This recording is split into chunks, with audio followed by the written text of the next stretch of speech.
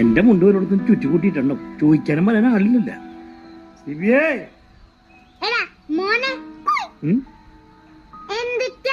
മുണ്ട് നിന്നോട് മിണ്ടാനല്ല പറഞ്ഞേ. എന്റെ മുണ്ട് കാണാനില്ല. വെള്ളമുണ്ട്. ആ വെള്ളമുണ്ട് കണ്ട. പിന്നെ എന്തിനാണ് വെള്ളമുണ്ടാടാ എന്ന് ചോദിച്ചത്?